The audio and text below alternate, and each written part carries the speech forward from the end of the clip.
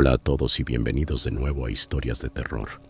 Sé que muchos de ustedes utilizan estos episodios para quedarse dormidos, así que, antes de que se entreguen al sueño, me encantaría que dejaran un comentario diciéndome desde dónde están escuchando en el mundo.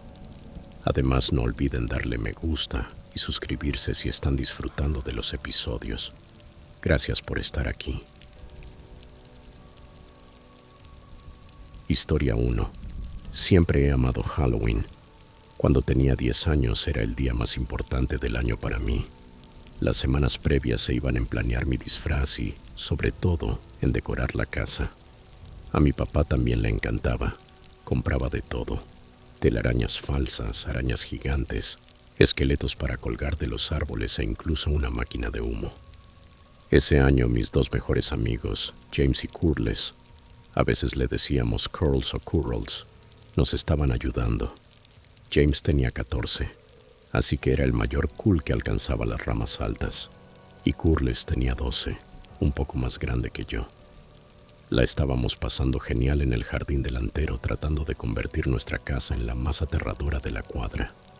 Mi papá montaba un espantapájaros siniestro junto al porche y yo, con Curles, extendía telarañas por los arbustos. James estaba en una escalerita colgando un fantasma de plástico de un gran roble cerca de la acera cuando lo vi por primera vez. Un hombre al que nunca había visto pasó por la calle y se detuvo justo frente a nuestra casa. No paseaba un perro ni corría. Simplemente se paró a mirarnos. Era promedio en todo, quizá de unos 30 y tantos, con chaqueta sencilla y jeans. Lo único raro era su sonrisa, grande pero nada amistosa. Me miró directamente y dijo: «Vaya, lo están haciendo muy bien, preparándose para la gran noche, ¿eh?» Yo era amistoso, así que le sonreí. «Sí, queremos ser la casa más espeluznante. Apuesto a que conseguirás muchos dulces», agregó, paseando la vista por nuestras decoraciones. «¿Piensan ir a pedir dulces por aquí? ¿Cuál es su ruta?» La pregunta me pareció un poco rara, pero no le di importancia. Antes de que pudiera responder, mi papá se acercó desde el porche. Puso una mano en mi hombro y se colocó entre el hombre y yo. Sentí su mano apretarse apenas. «¿Puedo ayudarlo?», preguntó con voz calmada pero firme. La sonrisa del hombre titubeó un segundo. «Solo admirando las decoraciones. Su chico es muy trabajador». Volvió a mirarme. «Asegúrate de conseguir muchas barras de chocolate tamaño grande, chico». «Hora de entrar, hijo», dijo mi papá sin quitarle los ojos de encima. Hice caso y caminé hacia la puerta. Al volver la vista vi cómo la cara del hombre cambiaba. La sonrisa falsa desapareció por completo y sus ojos se pusieron fríos, casi furiosos. Miró a mi papá un segundo, se dio la vuelta y se alejó calle abajo sin decir nada. Un par de noches después me despertó un golpe fuerte en el jardín delantero, como si algo pesado se hubiera caído. Mi cuarto estaba en el segundo piso y la ventana daba justo a la calle y a nuestro jardín. Estaba asustado, pero la curiosidad me ganó. Me levanté de puntillas y miré por las persianas. La luz de las farolas proyectaba sombras largas y siniestras. Y allí, en medio del jardín, estaba el mismo hombre, de pie, parcialmente oculto por el gran roble. El ruido debió ser él tirando el espantapájaros que mi papá había colocado. Ahora estaba de costado sobre el césped. No hacía nada, solo observaba la casa. Miraba hacia las ventanas y sentí que miraba directamente la mía. Me aparté de un salto, el corazón a 1000, y bajé corriendo a la sala, donde mi papá veía la televisión. «Papá, ese hombre está en el jardín». Se levantó de inmediato. Fue a la puerta principal, la abrió y salió. Yo miré desde el umbral mientras inspeccionaba todo el patio. Tras un minuto, volvió a entrar y cerró con llave. «No hay nadie afuera», dijo, aunque se le notaba preocupado. El espantapájaros se cayó, nada más. Tal vez fue el viento, pero yo sabía que no había sido el viento. Al día siguiente era 31 de octubre, Halloween. Aún estaba algo nervioso, pero la emoción de salir a pedir dulces se impuso. Después de la escuela vinieron James y Curles. Nos pusimos los disfraces. Yo era un ninja, James un hombre lobo y Curles un vampiro. En cuanto oscureció un poco, agarramos las bolsas y salimos. Primero recorrimos el vecindario, pero teníamos la idea de que las casas más lejanas daban mejores dulces. Seguimos caminando cuadra tras cuadra hasta que apenas reconocía las calles. Las bolsas ya pesaban y nos sentíamos orgullosos. Nos acercábamos a una casa oscura con una sola calabaza en el porche cuando oímos una voz desde las sombras al otro lado de la calle. Chicos, por aquí. Tengo lo bueno, nos giramos. En la entrada de una casa sin luces estaba el hombre. Sostenía un tazón grande y dio un paso hacia nosotros con la misma sonrisa amplia y falsa. Vamos, no sean tímidos, dijo tratando de sonar amable. Curles y yo dimos un paso, porque ¿quién rechaza más dulces? Pero James nos agarró de los brazos. No, dijo con la voz un poco temblorosa. No, tenemos que irnos. James era mayor y percibió que algo andaba muy mal. El hombre notó nuestra duda y su sonrisa se desvaneció otra vez. Soltó el tazón. Estaba vacío y empezó a caminar hacia nosotros, mucho más rápido. «Corran», gritó James. No hizo falta repetirlo. Echamos a correr a toda velocidad. Oía sus pisadas golpeando el pavimento detrás de mí, cada vez más cerca. Íbamos gritando. Curles, que siempre era rápido, se coló entre dos casas y desapareció en un patio oscuro. James, más veloz que yo, se iba adelantando. Me atreví a mirar atrás. El hombre estaba centrado solo en mí. Ni siquiera buscaba a los otros. Su rostro era puro enojo. Me cansaba y el disfraz de ninja me pesaba. Ya lo tenía encima. Podía oír su respiración. Me estiró la mano y me agarró por la espalda del disfraz. Pensé que todo había terminado. «Aléjate de mi hijo», era la voz de mi papá. Salió corriendo desde una calle lateral, pálido de miedo y rabia. El hombre me soltó de golpe, tanto que caí al suelo. Miró a mi papá, luego a mí, y sin decir palabra, dio media vuelta y se perdió en la oscuridad. Mi papá corrió hacia mí y me abrazó.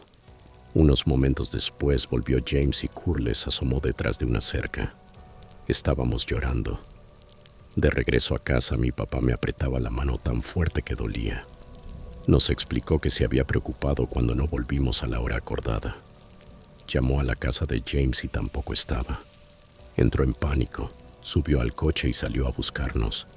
Se detuvo a preguntar a un vecino si nos había visto, y por suerte le dijeron que habían visto a 3 chicos con nuestros disfraces dirigiéndose a esa zona. Si no, no sé qué habría pasado. Nunca volvimos a ver a ese hombre, pero jamás olvidé su cara.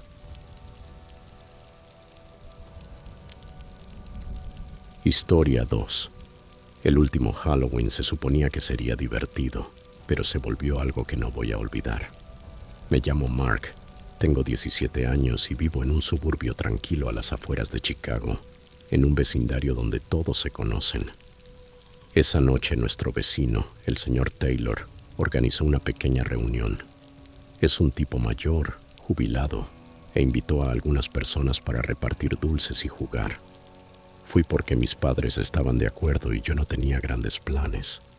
Ahí conocí a Jake. Dijo tener 19 y ser invitado del señor Taylor, como un pariente lejano o algo así. Me cayó bien enseguida. Alto, pelo castaño corto, sudadera y jeans. Empezamos a hablar de videojuegos. Le gustaba Call of Duty, igual que a mí. Y jugamos una partida rápida en la consola vieja del señor Taylor, riéndonos de los tiros malos y de los bugs. Me contó que vivía a unas cuantas poblaciones de distancia, pero visitaba al señor Taylor a veces. Intercambiamos números. Parecía de esos que podrían ser buenos amigos. Mi mamá llevaba días insistiendo con que comprara una calabaza para el porche. Mi papá estaba atascado en la oficina con una fecha límite. Trabaja en contabilidad, siempre enterrado en hojas de cálculo. Así que me dijo que me encargara. Lo mencioné con Jake y él sonrió. Conozco un sitio buenísimo, una granja en la Country Road 47, a unos 20 minutos. Tienen calabazas enormes y baratas. Vamos, pensé, ¿por qué no? Aún era temprano, alrededor de las 6 de la tarde, y Halloween no había terminado. Tenía la camioneta vieja de mi mamá, así que subimos y partimos. La carretera se volvió más oscura al salir del suburbio. No había farolas, solo campos y árboles. Empezó a meterse una niebla espesa, como en las películas viejas, que no me dejaba ver a más de 3 metros. Las luces apenas la atravesaban. Charlamos de la escuela, yo todavía en secundaria, él diciendo que se estaba tomando un año sabático antes de la universidad, hasta que por fin llegamos a la granja. Era un lugar venido a menos, con un letrero de madera que decía Miller's Pumpkin Patch. Pero no había luces, ni coches, ni gente, solo hileras de calabazas en el campo, medio ocultas por la niebla. ¿Dónde está todo el mundo?, pregunté intranquilo. Jake se encogió de hombros. Seguramente están cerrando. Quédate aquí, voy a mirar detrás. Bajó y desapareció entre la bruma. Me quedé en la camioneta revisando el móvil, pero la señal era pésima. Pasaron minutos, 5, luego 10. Empecé a preocuparme. ¿Y si le había pasado algo? Entonces regresó, pero no solo. Venía con él un hombre de unos 40 y tantos, con overol y camisa de franela, típico aspecto de granjero. La cara normal, bien afeitado, ojos marrones, pero algo no cuadraba. La sonrisa era demasiado amplia, forzada. «Hola, chico», me dijo. «Jake dice que necesitas una calabaza. Pasa al granero, tengo las mejores allí». El granero estaba detrás del campo, una construcción de madera vieja con puertas que crujían con el viento. Jake asintió. «Vamos, Mark. Dice que las grandes están guardadas allí». Pero el granjero empezó con preguntas raras al instante. «¿Vives por aquí? ¿Cómo se llama tu familia? ¿Tienes hermanos? ¿A qué se dedica tu padre?» No era charla casual. Parecía que indagaba. ¿Y por qué adentro, si las calabazas estaban justo ahí en el campo? Miré a Jake, pero se quedó de pie con las manos en los bolsillos, observándome. Entre la niebla juraría que escuché una puerta cerrarse de golpe en la casa junto al granero. Había más gente. El estómago se me hizo un nudo. Los dos me miraban esperando. «Vamos, es aquí dentro», repitió el granjero con un tono más cortante. «Number». Me quedé junto a la camioneta. De hecho, mi mamá me está escribiendo. Me espera y tengo que volver rápido. ¿Podemos tomar una de aquí afuera?» Saqué el teléfono fingiendo revisar un mensaje, aunque no había señal. Jake miró al granjero y por un segundo sus ojos se cruzaron de una manera que me heló la sangre, como compartiendo un secreto. El granjero se encogió de hombros. «Claro, chico. Elige una». Tomamos una calabaza grande del borde del campo. Le pagué en efectivo y nos fuimos. En el camino de vuelta, Jake iba callado, nada que ver con antes. Lo dejé en casa del señor Taylor y me fui a mi casa a tallar la calabaza con mi mamá. Intenté sacarme la granja de la cabeza, pero se me quedó grabada. Más tarde hicimos una pequeña fiesta en casa. Yo y algunos amigos del colegio, seríamos unos 8 en total. Pizza, refrescos y pelis de terror en Netflix. Invité a Jake también porque me había caído bien al principio. Llegó como a las 8 de la noche y se mezcló sin problema. Jugamos juegos de mesa, contamos historias de fantasmas tontas. Todos nos reíamos. Entonces sonó el móvil de Jake. Lo miró y se escabulló afuera sin decir mucho. «Ya vuelvo», murmuró. 5 minutos después sonó el timbre. Abrí pensando que sería un niño tardío pidiendo dulces, pero un tipo se empujó para entrar. Alto, chaqueta negra y una máscara con un rostro humano muy realista, de esas de silicona que ves por internet. Daba miedo.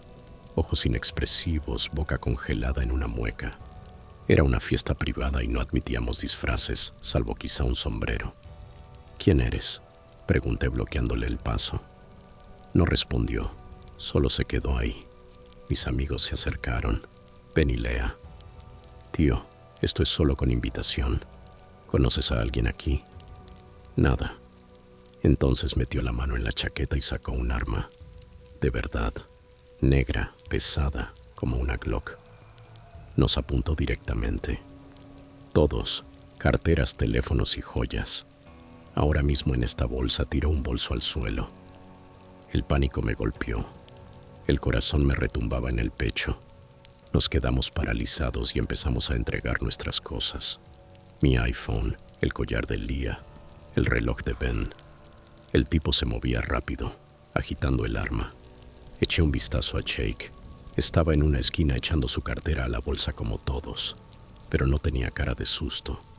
No había ojos abiertos de par en par ni manos temblorosas. Estaba tranquilo, como si ya hubiera visto esto. El ladrón incluso tomó lo de Jake, pero se sentía preparado. Agarró la bolsa y salió de espaldas hasta desaparecer en la noche. Cerramos. Llamamos al 911. La policía llegó rápido. 2 agentes con luces que despertaron al vecindario. Les contamos todo. Revisaron la cámara exterior que mi papá instaló el año pasado. En la grabación clarísimo, cuando Jake salió a hacer la llamada, se reunió con el mismo tipo, sin la máscara puesta todavía. Hablaron 1 minuto, cabezas juntas. Luego el tipo esperó mientras Jake volvía adentro. Estaba planeado. La policía arrestó a Jake ahí mismo. Apenas se resistió.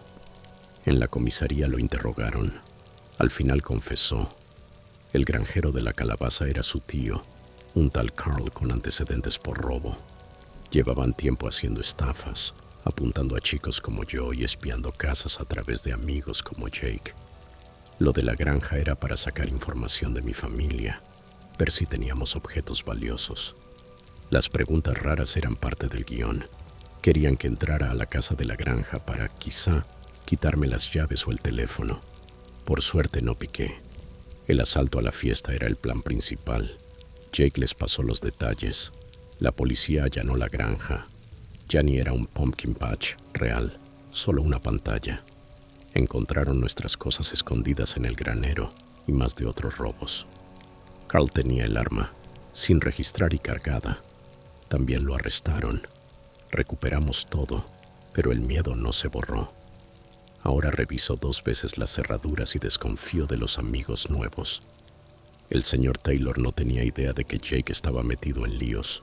Se sintió fatal. Ese Halloween me enseñó que a veces lo más terrorífico no son los fantasmas, sino la gente en la que crees poder confiar. Si hubiera entrado a esa casa de la granja, quién sabe qué habría pasado. Aún se me eriza la piel al pensarlo. Historia 3. Cuando era niño, de unos 11 años, mi familia manejaba cada temporada de fiestas para visitar a mis abuelos. Vivían en un pueblito tranquilo del interior de Ohio, ese tipo de lugar donde todos saben la vida de los demás, pero nadie comenta lo raro. Nosotros no vivíamos allí, estábamos a 2 horas en la ciudad. Pero Acción de Gracias, Navidad y Pascua significaban cargar el coche y emprender el viaje. La casa de mis abuelos quedaba al final de una calle sin salida. Nada especial. Una fila de casas de madera antiguas con patios grandes. Mis tíos vivían 2 puertas más abajo. Tenían a mi primito, que por entonces era apenas un bebé. Para ir de una casa a la otra caminábamos por una acera resquebrajada, pasando frente a la vivienda del medio. Ahí vivía ella, la mujer inquietante. Ni siquiera sé su nombre real. Nosotros solo la llamábamos la señora, o a veces la mujer de las cadenas. Era enorme, de más de 1,80, con cuerpo de linebacker. Siempre llevaba colgadas al cuello unas cadenas pesadas de arrastre, de las que usan los madereros para tirar troncos. Chac chac sonaban cuando se movía. Además vestía unos vestidos sucios como de los años 50 y unas botas de trabajo llenas de barro. El pelo lo tenía salvaje, gris y enredado, como si nunca lo peinara. Las únicas veces que la veíamos afuera era en su huerto trasero o restregando el exterior de su casa. Sí, frotando la propia fachada. Sacaba un balde con agua jabonosa, un cepillo duro, y se ponía a tallar las tablas como si estuvieran cubiertas de suciedad invisible. Lo hacía seguido, incluso bajo la lluvia. Era raro, y si nos veía jugar cerca, empezaba a gritarnos: «Mocosos, el diablo viene por ustedes, los va a arrastrar», cosas así. Su voz era grave y ronca, de quien ha fumado décadas. A mí y a mis primos nos helaba la sangre. Los adultos siempre decían que la dejáramos en paz. Está vieja y sola. No la molesten y no los molestará, repetía mi madre. Pero nosotros sabíamos que no era tan simple. Cada vez que teníamos que ir de la casa de mis abuelos a la de mis tíos para pedir azúcar o jugar con el pequeño, corríamos todo el trayecto. La casa de la señora tenía grandes ventanas hacia la calle y siempre veía su silueta detrás mirando. Cortinas a medio cerrar, la cara pegada al vidrio. Nunca íbamos solos, siempre de a dos o en grupo. Una vez mi primo mayor juró que al pasar oyó que murmuraba algo sobre enterrar a los pecadores. Nos reímos después, pero me quedó dando vueltas. Aquel Halloween yo tenía 11. Estábamos todos en casa de mis abuelos para una reunión familiar. Éramos yo y 2 primos, Jake, de 13, y Sara, de 9, más un par de niños del barrio. Nos disfrazamos. Yo era un fantasma con una sábana agujereada, nada del otro mundo.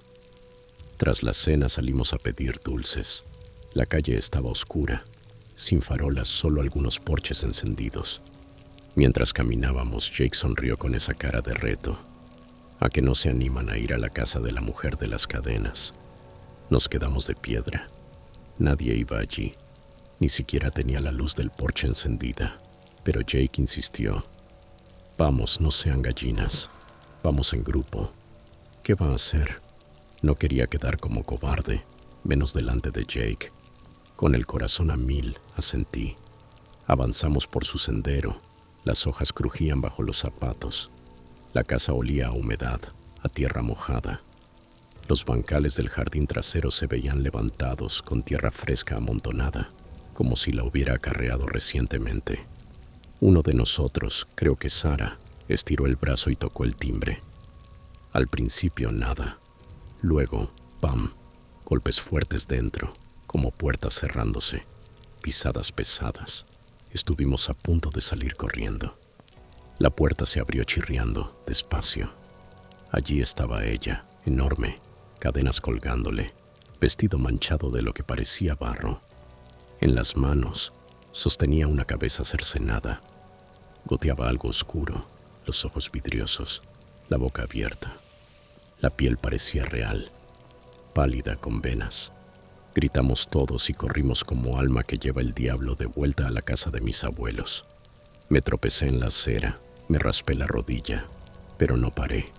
Entramos dando alaridos y llorando. Los adultos se rieron.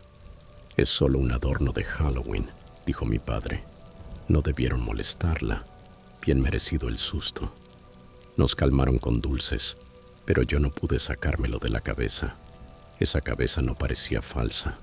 Un mes después, justo pasado Acción de Gracias, estábamos de vuelta en la ciudad cuando sonó el teléfono tarde en la noche. Yo ya estaba en la cama, pero oí a mis padres hablar en susurros. Mamá lloraba.